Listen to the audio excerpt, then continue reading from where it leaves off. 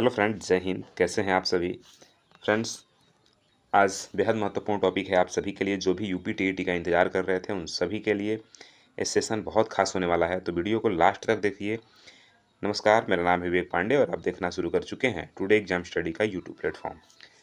Friends, यदि आप UP TET 2025 की तैयारी कर रहे हैं और इसका इंतज़ार कर रहे थे तो आप सभी के लिए ये वीडियो खास है। इसलिए खास है क्योंकि हम इसमें जानेंगे कि यूपी टीईटी 2025 की तैयारी कैसे करें, हम क्या रणनीति अपनाएं कि 130 प्लस नंबर को हम ला पाएँ। 130 प्लस नंबर इसलिए भी लाना ज़रूरी है क्योंकि ऐसी बातें चल रही हैं कि जो आपका शिक्षक बहाली होगा उसमें आपके टीईटी के नंबर को भी 1/4 नंबर को भी जोड़ा जाएगा। अभी चल रही है, कंफर्म नहीं है, इसलिए आपको अधिक से अधिक नंबर लाने ज़रूरी हैं कि अगर ऐसा लागू हो तो आपके नंबर पहले से ही रहें। यूपी टीईटी संपूर्ण तैयारी और इसकी रणनीति क्या होनी चाहिए, इस पे भी हम बात करेंगे कि यूपी टीईटी के लिए संपूर्ण तैयारी कैसे करें, कहाँ से करें और इसकी रणनीति क्या होनी चाहिए, इसकी स्ट्रेटजी क्या है, बुक लिस्ट क्या होनी चाहिए और सिलेबस क्या है। इन सब पे हम विस्तार से चर्चा करेंगे। आइए, जैसा कि आप सबने देखा कि उत्तर प्रदेश शिक्षा सेवा चयन आयोग जो अपनी 33वीं बैठक, सबसे तो बड़ी बात यह है कि हम लोग को ये पता चला कि इसकी 33 बैठक हुई है। तो 33वीं बैठक में यह निर्णय लिया गया कि जो प्रवक्ता यानी पीजीटी का जो एग्ज़ाम होने वाला है वह है आपके 15 व 16 अक्टूबर 2025 को, ठीक है ना। और जो टीजीटी यानी प्रशिक्षित स्नातक शिक्षक का जो एग्ज़ाम का डेट है वह है 18-19 दिसंबर 2025 को। और जो हम सभी को इंतज़ार था बेसब्री से कि शिक्षक पात्रता परीक्षा, पहले तो ये दुर्भाग्य की बात है कि सिर्फ शिक्षक पात्रता परीक्षा ही हो रहा है, कोई वैकेंसी नहीं आ रहा है। जो ऑलरेडी पहले से लाखों कैंडिडेट यूपी टेट या सीटेट क्वालिफाई करके बैठे हैं उनके लिए कुछ नहीं हो रहा है, बड़ी दुर्भाग्य की बात है। लेकिन फिर भी जो डीएलएड और बीएड करके बैठे हैं, जिनका सीटेट और यूपी टेट क्वालिफाई नहीं कर पाए हैं, उनके लिए 29 और 30 जनवरी 2026 को एग्ज़ाम का डेट रखा गया है। अब इस एग्ज़ाम के डेट में हमको तो पता चल गया कि एग्ज़ाम का डेट है 29 और 30 जनवरी, ठीक है ना। यानी लगभग हमारे पास 5 से 6 महीने का वक्त है। 6 महीने में हम क्या अपनी रणनीति अपनाएं, क्या स्ट्रेटजी होनी चाहिए हमारी, क्या कैसे हम तैयारी करें कि 130 प्लस नंबर को ला पाएँ। बात समझ में आ रहा है? चलिए, तो परीक्षा पैटर्न और सिलेबस को पहले हम समझ लेते हैं कि इसका पैटर्न क्या है, सिलेबस क्या होने वाला है। तो यूपी टीईटी में अब 2 पेपर होते हैं, पेपर 1 और पेपर 2। पेपर 1 वह दे सकता है जो ग्रेजुएशन प्लस डीएलएड या बीटीसी हो। बीटीसी जिसको डीएलएड के नाम से जानते हैं हम, पहले अगर आप किए होंगे तो बीटीसी किए होंगे, अभी आप किए होंगे तो उसे डीएलएड के नाम से आप जानते हैं। तो जो ग्रेजुएशन कंप्लीट कर लिया हो, कम से कम 50% नंबर हो उसके, और बीटीसी और डीएलएड कंप्लीट कर लिया हो, वह प्राइमरी का एग्ज़ाम दे सकता है। बात समझ में आ रहा है? ग्रेजुएशन प्लस डीएलएड या बीटीसी। बीएड नहीं भाई, ये ध्यान रखना, बीएड को बाहर कर दिया गया है, तो बीएड नहीं। पेपर 2 6 to 8 के लिए है। इसमें आपके ग्रेजुएशन हो, ठीक है ना। ग्रेजुएशन के साथ आपके पास या तो बीटीसी हो या फिर डीएलएड हो या फिर बीएड हो, ठीक है ना। या तो ग्रेजुएशन के बाद आपके पास बीएड हो, डीएलएड हो, बीटीसी हो, तीनों में से कोई एक डिग्री आपके पास होनी चाहिए, तो आप 6 to 8 का एग्ज़ाम दे सकते हैं। सवाल ये है कि जो डीएलएड हैं वो दोनों पेपर का एग्ज़ाम दे सकते हैं, लेकिन जो बीएड हैं वो सिर्फ सेकंड पेपर का ही एग्ज़ाम दे सकते हैं। ये तो रहा कि कौन एग्ज़ाम दे सकता है, इसका पैटर्न क्या है, क्लियर है। जनरल कैटेगरी से यदि आप हैं तो आपको क्वालिफाई करने के लिए 90 नंबर चाहिए। ये सिर्फ क्वालिफाइंग नेचर का एग्ज़ाम होता है, इसमें कोई मेरिट नहीं बनता है, ये सिर्फ एक क्वालिफाइंग नेचर का एग्ज़ाम है। इसका नाम ही है शिक्षक पात्रता परीक्षा कि आप कितने पात्र हैं शिक्षक बनने के लिए।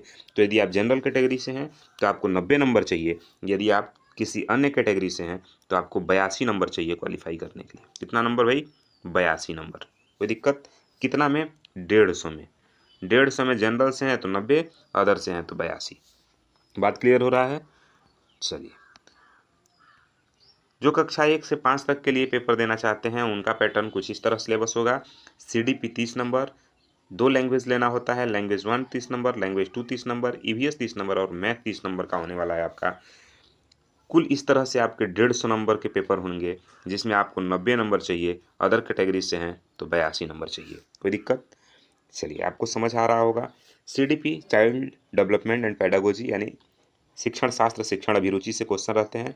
लैंग्वेज 1 में जो आप ले लिए हैं वो लैंग्वेज 2 में नहीं ले सकते हैं, जो लैंग्वेज 2 में ले लिए हैं वो लैंग्वेज 1 में नहीं ले सकते हैं। जैसे लैंग्वेज 1 में यदि आप हिंदी ले लिए तो लैंग्वेज 2 में संस्कृत या इंग्लिश या अदर कोई भी लैंग्वेज ले सकते हैं। लैंग्वेज 1 में यदि आप संस्कृत ले लिए तो लैंग्वेज 2 में आप इंग्लिश, हिंदी या संस्कृत कुछ भी ले सकते हैं। मतलब जो फर्स्ट लैंग्वेज आप लें वो सेकंड नहीं ले सकते हैं, जो सेकंड में ले रहे हैं वो फर्स्ट नहीं ले सकते हैं। क्लियर है? नेक्स्ट चलिए, वही पेपर 2 जो 6 to 8 के लिए होता है, सेम वही पैटर्न है। CDP 30 number, language 1 30 number, language 2 30 number. दो चीज़ यहाँ ध्यान रखना है, जो आर्ट से हैं, जो साइंस से हैं, साइंस बैकग्राउंड से हैं, वो उनका आता है मैथ साइंस का 60 नंबर का, और जो आर्ट साइड से हैं उनका आता है सोशल साइंस से 60 नंबर का। देखिए, CDP 30 number, language 1 30 number, language 2 30 number, लेकिन जो साइंस से हैं उनका मैथ साइंस पूछा जाएगा 60 नंबर का, और जो आर्ट से हैं उनका सोशल साइंस होगा 60 नंबर का। इस तरह से कुल 150 नंबर, और आपकी भी जनरल कैटेगरी से हैं तो 90 नंबर, 82 अगर अदर कैटेगरी से हैं तो। कोई दिक्कत? चलिए, आई होप कि आपको ये सब बातें समझ आ रही होंगी। अब इसमें एक बात आप ध्यान रखिए, आप हमारे साथ इस चैनल से जुड़ करके फ्री में UP टेट, CTET या किसी भी टीचिंग एग्जाम की तैयारी कर सकते हैं। यहाँ आपको एकदम बिल्कुल फ्री में कंटेंट दिया जाएगा, बेस्ट क्वालिटी का होगा। मैं खुद आपको बताऊंगा, खुद पढ़ाऊंगा, इसलिए कि मैं खुद ही गवर्नमेंट जॉब में हूँ, मैं खुद अनुभव किया हूँ, प्रैक्टिकल है, एक्सपीरियंस है मेरा, वही मैं आपको बताऊंगा। अदरवाइज़ इधर उधर कहीं से कुछ नहीं बताऊंगा आपको। जो ऑथेंटिक है वही समझाऊंगा, वही बताऊंगा। बाकी इसके लिए आप हमारे इस चैनल को सब्सक्राइब करना होगा आपको, ताकि जो वीडियो बने वो आप तक आसानी से पहुँच जाए। सेशन अगर आपको अच्छा लगा होगा तो लाइक शेयर भी करना है आपको।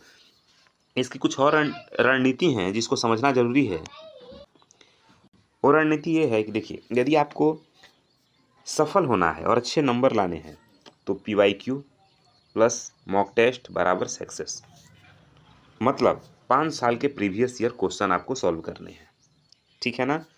हर 3 दिन में पूरा मॉक टेस्ट आपको देना है, कंप्लीट मॉक टेस्ट देना है। हर 3 दिन में एक फुल मॉक टेस्ट आपको देना है, जो आपके अपने विकल्प, ठीक है, ऑप्शन वाले होते हैं, उसको एलिमेंट करना सीखिए, छांटना सीखिए।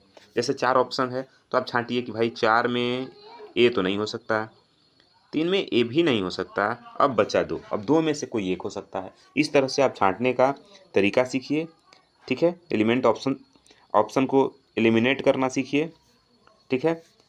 जब तक आप ऑप्शन को एलिमिनेट करना नहीं सीखेंगे तब तक थोड़ा कठिन लगेगा। जैसे कुछ क्वेश्चन जो आपको नहीं आ रहे हैं, अगर आप ऑप्शन छांटना सीख गए तो सही आंसर तक पहुंच सकते हैं। टाइम मैनेजमेंट ज़्यादा ज़रूरी होता है। 150 प्रश्न और 150 मिनट आपके पास रहते हैं, 1 मिनट एक प्रश्न के लिए रहते हैं। यदि आप 1 मिनट से ज़्यादा समय ले रहे हैं तो लास्ट में आपके प्रश्न छूटेंगे। कोई भी निगेटिव मार्किंग नहीं होता है, इसलिए आपको 150 में 150 अटैम्प्ट करने हैं, यहाँ कोई निगेटिव मार्किंग नहीं है। इस तरह से आप करके आप अपने सफलता तक पहुँच सकते हैं। हमारे साथ आप CDP, Hindi, Sanskrit, social science और EVS की तैयारी कर सकते हैं जुड़ करके। बाकी सब्जेक्ट आप कहीं अदर से तैयारी करिए या सेल्फ स्टडी करिए।